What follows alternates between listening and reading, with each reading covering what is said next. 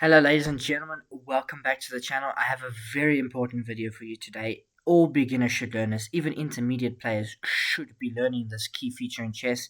It's how to read and write chess notation, and it's very important because you get it in books.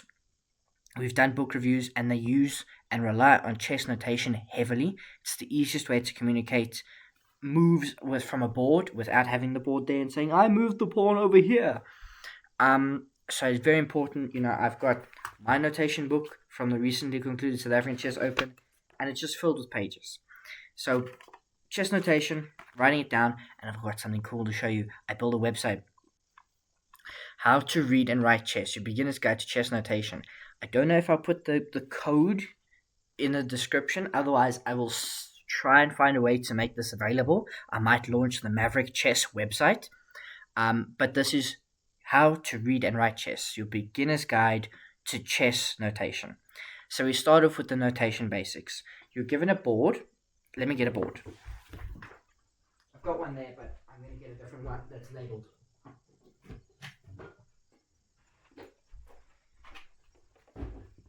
You've got a chessboard. And the files are ranked A to H. So you can see here, I hope you can see A to H. But it's the wrong way around for some reason. Actually, no, it's not. Yeah, A to H, just the letters are upside down.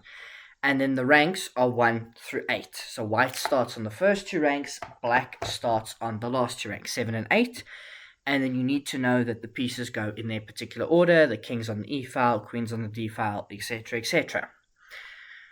Here's the example. The square on the bottom left is A1 and the top right is H8 if you're on white's side of the board. Now we get to how to write the chess moves.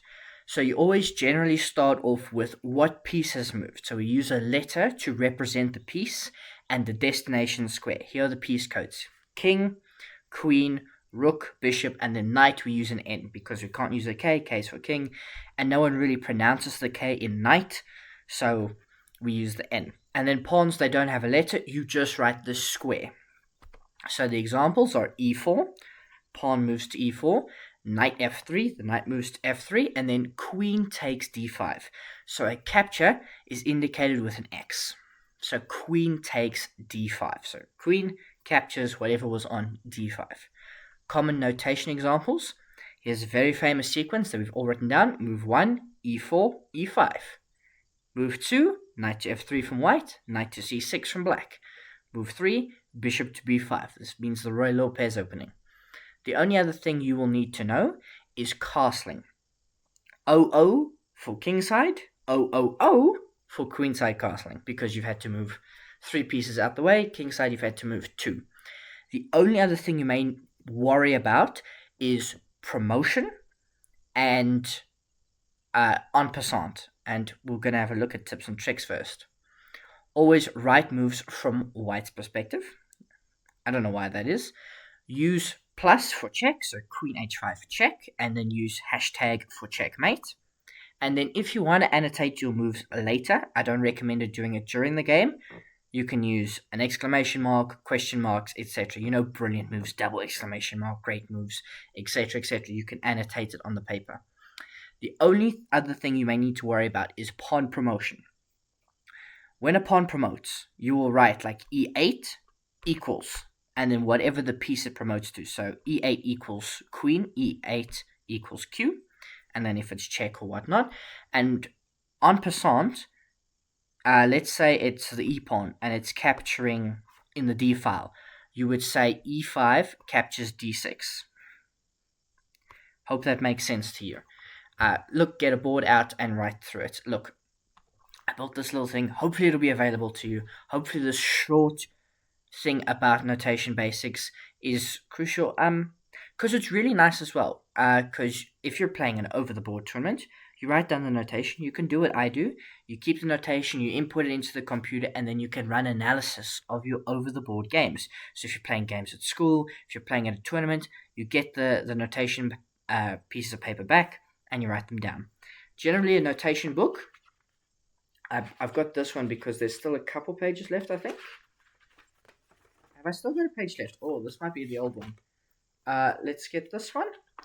Yes, okay. So you see, the way these worked, at least, there's this white strip here, and that's where we would write the move. So, it's got the section of the tournament we're playing in, the round, the board number, the date, who's playing white, who's playing black, and then the final score.